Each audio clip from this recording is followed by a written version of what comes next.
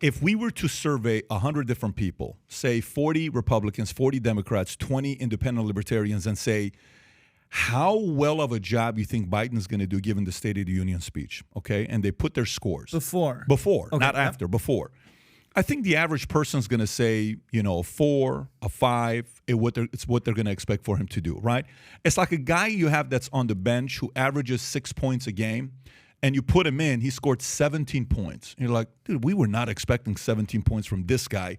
I think that's what he did. He went in, and I think it was a very good look for him. The Democrats, again, my opinion on what happened. The most awkward part was that, okay? Mm-hmm. I think the part that I give credit to is the following. I'll get into that here in a minute. Here's some of the things he talked about. Number one, inflation. He blamed Putin on inflation. We caught that. So that blame game, you don't gain credibility there anytime you do that. But we know where that's going. And then the last 2 years, 10 million jobs, 10 million Americans have applied to start a new business. Okay, so you're kind of appealing to the small business owner. We get that. That's a good speech that's given. Then the next thing was Social Security every 5 years. You know how Rick Scott is negotiating for this. I think that was a massive, massive victory for him. Because it was off the cuff. It was uncomfortable. If you can play it, this is like if you show a highlight of Michael Jordan going over Sam Perkins and switching and making the shot with his left hand, I think this was his moment. If you want to just press play so the audience can zoom in so they can hear it and see it. Yeah, zoom in even closer. Even closer. You don't need to see the words, just the face. There you go, if you can click on it. So watch this. This is the moment. Audio on the bottom right. Well, all the oil refineries anyway, so why should we this invest isn't the in one. them? This is a complete different thing. This is the oil refinery one. The one I'm talking about is where, what is this one here? No, that's a different one as well. There's a clip where the Republicans and him, they're talking about Social Security. Oh, yeah. And they're talking about Medicare. So if you go on YouTube or Twitter and type on Social Security, Medicare, Biden, it'll come up. I think that was his highlight. And, I know it's very hard for Republicans to even give credit to him. I think that's his highlight. Is that the one? How many minutes is that? $1:37? That should be the one. Press play and audio. Pay their fair share. Some Okay, rewind. Some Republicans. Watch this. Here's when it gets economy nasty. Hostage. I get it. Unless I agree to their economic plans. All of you at home should know what those plans are. Watch this. Instead of making the wealthy pay their fair share, She looks very happy. Some Republicans want Medicare and Social Security to sunset. I'm not saying it's a majority. I'm not saying it's a majority. Yeah, what, one person talked to you about it? Great setup, though. Yeah. Anybody who doubts it, contact my office. Like Watch I'll give you a this. copy. Wait, I'll give watch you for a it. copy Wait of the for it. proposal. Liar. That means Congress doesn't vote. Well, I'm glad Liar. to see you. No, I tell you, I enjoy conversion. It means if Congress doesn't keep the programs the way they are, they Watch go what away. he Other does. Republicans say, I'm not saying it's a majority of you. I don't even think it's even a significant, but it's being proposed by individuals. I'm not politely not naming them, but it's being proposed by some of you. Look, Watch this. folks, the idea is that we're not going to be moved into being threatened to default on the debt if we don't Watch respond. this. Folks, Watch. He corners them, and then he makes all the Republicans stand up. Watch this. This is his highlight. so folks, as we all apparently agree, Social Security and Medicare is off the books now, right? They're not to be sponsored. All right. Watch this, and then, no, hang on. You don't have any more? No. Oh, the best part is missing. You know what's the best part, what he does right after this? He says, so can we all stand up if you agree to protect seniors? And he makes every Body stand up that even booed him. So, look, if you can go minute 42, go all the way to the last 10 seconds. Yeah, that's the one. Oof. Press play. Don't do that because it's hurting the ears. They're not to be sponsored. All right. I'm ready. We got unanimity. Go back to $1.20. Yeah, go back there. I just love that face.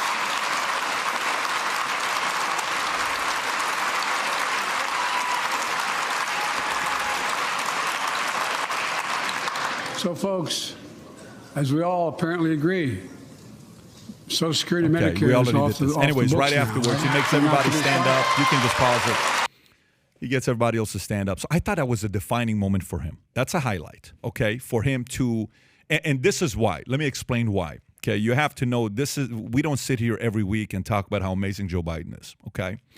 But to me, strategically, when you go off the script and it's all about the teleprompter and there is a 75-second moment that you can't lean on the teleprompter and that comes off the cuff to do that, I think you got to give the guy credit on being able to leverage that. And he kind of cornered McCarthy because he took away a couple cards away to negotiate. Now, I would love to see your thoughts because you look like you got a couple things to say. I disagree with just about all of that. First of all, McCarthy announced the morning before the speech that Medicaid and Social Security off the table. Not going to consider cuts in any ways. Joe just lost his big bugaboo issue they always use in October. Oh, vote against the Republicans. They're going to cut your Social Security. It's very clear that that's not in our plan. I've also never seen that kind of reaction at all in a State of the Union address. They take one senator, Rick Scott, who has a plan that, by the way, I don't think any other senator supports, and he signals him out and tries to imply that this is more emblematic of the overall Republican Party. So I don't think I think he just lost an issue that they use as a scare tactic because no one understands. And Trump, by the way, tweeted about this prior to the event that to the Republicans, saying Social Security and Medicare have to be off the table. The other thing here, of course, is that our politics moves so fast and our electorate is so volatile that any conclusion we reach here today or any impression that Biden makes on the voters can change within days. I mean, as we have seen in this recent controversy regarding the Chinese surveillance balloon, an event like that can so completely suck up the oxygen on all political coverage and change things overnight.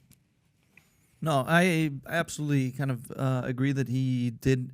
I was surprised by Biden, to be quite honest. I mean, every time he goes up to speak, you just wonder what he's going to do to screw it up or how he's going to make it look worse. But in the speech overall, I was thoroughly impressed. He looked presidential, and especially considering the way he was at his campaign speeches and how was stumbling and going back and forth, and you're like, what's going on? It was like watching a NASCAR race, and everybody watches it to watch. I want to see the big crash, and you just saw some fender benders, but nothing really, really bad happened. Because mind you, when I watch speeches like that, mind you, I'm embarrassed as an American citizen, as a veteran, because I'm biting my nails like what? Because he messed up a couple of times. Some words, he can't really articulate them. I think he said prescription drugs once, but he was like he's like a 4-year-old. But I mean, it's just like you're waiting for like mistake, and like who knows, bro? He's right on the edge of like even the way he walks. I mean, I genuinely feel bad for him because I think he's at that point. I don't think he should run, but. By the way, the running conversation is a different conversation. Yeah. That's a whole different conversation we can have afterwards. But to me, right afterwards, Sarah Huckabee Sanders gave a speech, and she said, I'm officially the youngest governor in America at 40 years old, and President Biden is the oldest president ever at 80 years old, to give the message that he gave. So I think America's kind of tired with, the messaging. All I'm saying is in this specific moment, I want to find that scene because I think it is a scene that we have to see. I think I found it here where he gets everyone to have to stand up. It's at an hour. Yeah, there it is. It's right here. I'll send a link to you to go to hour and 1 minute to share with that, but I'll keep going with the other topics that I have. He had the parents of Tyree Nichols there, which is a good way to connect with what took place. Yep. And a very great opportunity for connection to talk about law enforcement needs training. Great, fine. So he hit that. If Congress suggests a national ban, I will veto it. Great, fine. Story of fentanyl, which that was a very bad look for him because you don't talk about what you're fixing when your leader who needs to go to the border, Kamala, doesn't even go to talk to the people at the border. Mm-hmm. It's 100% hypocrisy, whether you're middle, center, left, right, it doesn't matter. You can't talk in that topic with a lot of credibility. I thought the baby that fought cancer, I thought that was a good story, great story that he gave heartfelt. Again, he hit the heartfelt messages. that took place. Paul Pelosi standing up. I don't know who said to have even a shout out to Paul Pelosi. I don't think that was a good look because things are too fresh. And, you don't want a guy that's hanging out with another guy with a hammer and a beer in his hand and their underwear to kind of give an endorsement to a person like that. That's a little awkward. Let's wait another 6 or 12 months before we do that. It was weird, but to make that, I think that was to like feel bad for. And don't get me wrong, I felt bad. The guy was attacked, but all the stuff leading up to it and the police video, all the questions of what they said it was to what you saw was like, wait a minute, they looked like they were just somebody walked in on them. You know what I mean? So, but the one where he tripped on his own deal is the one that I just gave you. If you can go to that, the one that you had up originally, which was the oil issue, okay? Which was the oil issue, which I think is this one. Yeah, with the play 10 this years. one. Yeah. For a decade. And that's going to exceed. We'll play. And beyond that. Look at this. We'll play. Watch this. This was with the oil. Yeah, you need the audio. You're gonna need oil for. Oh yeah, this was it. You're going to shut down all the oil wells and all the oil refineries anyway, Look so at why Kevin's should we face. invest in them? I said, we're going to need oil for at least another decade. And that's going to exceed. Look at Kamala's face. You shouldn't have said that. We're going to need it. You see it? And when I talk to a couple of them, they say, we're afraid you're going to shut down When all you the saw oil that, wells what and did you all think the- about this one? So much for the new Green Deal, huh? Exactly. the window. Exactly. I mean, it's a reality. You had for the first time, you had energy independence under Trump. Every president, Republican and Democrat, they always pledged it. Nobody ever did it. There's enough natural oil and natural gas under U.S. territory to fuel the country for the next 100 years. For the first time, we don't have to go hat in hand to the Middle East or to Venezuela for oil. We turn on the Russian pipeline that Trump shut down. We shut down our pipeline. This makes no sense at all. And now Joe Biden has just essentially contradicted the dogma of his party that we need to be moving off of fossil fuels immediately. I thought it was one of the weakest parts of the speech. And, of course, Republicans were high-fiving each other. Yeah. By the way, that was, again, so here's kind of how I see this. There are a few people who can do without the teleprompter. He's not one of them. Definitely. At all, okay? If you were to even count on your hand how many people can give a talk for an hour or 2 or 3 without a teleprompter, it's not a long list of names, okay? Who would you say? You follow this sport closer than anybody else. Trump is one of them. Who else can go without a teleprompter? Very few. You make an excellent point. Very few. Would you put Obama on that list and Clinton on that list? I think Obama could probably do it. I think so. I think he's talented. What about Reagan? Clinton could definitely do it. The problem is Clinton would talk for 2 hours. Yeah. They were like give him the light to get off. But he was good, though, when he would talk. At least he would entertain you when he would do his part. All I'm saying is the following. Here's kind of how this works. It's like, you're in your floaties in the middle of the ocean. You're okay. You're doing fine, okay? You let the floaties go. Oh, shit. Yeah. It's risky. Yeah. I bet a lot of the people who were the speechwriters, they kept saying, President Biden, suggestion, just stick to the teleprompter. Yep. You can pause, take your time, but just read it slowly. We're going to be okay. The moment he was out there without the floaties, Yeah. Oh, they're probably like, oh my God, where are we going to go? Oh, God. So, all right, well, he made one of them up, which is the Medicare and Social Security, because he got that older vote, the baby boomer vote, the way he did it. Well, maybe he got them to listen. But then he slipped up with the oil one. Yeah. And the oil one where the Democrats are like, bro, you just stick to the flipping Script. teleprompter. Yeah. What are you doing? So that's the part with him. So he had his flip-flop. He had a few turnovers, but I also thought he made a few good plays. No, absolutely. I think especially with on the Democrat side of how they've been so against the oil, the Green New Deal, and pushing that forward. The reality is there's no doubt that there's going to be some sort of transition to some point down the road. But obviously they're pushing for a very heavy now, everything abolish oil, get rid of it, this, that, and the other. And what he just proved was that the reality is that's not the case, but that's what they're pushing for. So he just kind of screwed up their argument on that end. The other obvious balloon in the room Not the Chinese one.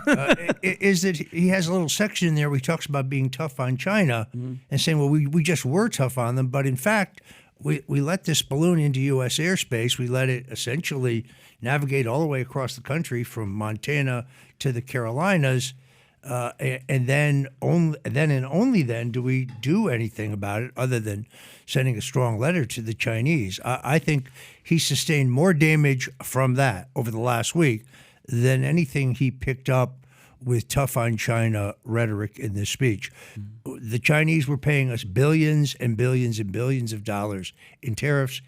He canceled that program. Yep. The Chinese clearly watching our fumbling in Afghanistan, watching what's going on in Ukraine. They've definitely got plans regarding Taiwan. And the lesson of history is that weakness provokes aggression, weakness provokes war. Yeah, but the spin doctors showed up very quickly, and they said a balloon under Trump was there for a while, and nothing was done about it. And these balloons are normal balloons, and then the average voter who's sitting there saying, "Oh, maybe this is just a normal thing with all these balloons that they have." I don't think that's sold. The Secretary of Defense says nobody told me that there were Chinese balloons in U.S. airspace. Nobody else in the national security apparatus. So I think it's an effort to try to make it usual, no big deal, normalize so on. Yeah. I don't think it works. So if you like this clip and you want to watch another one, click right here. And if you want to watch the entire podcast, click right here.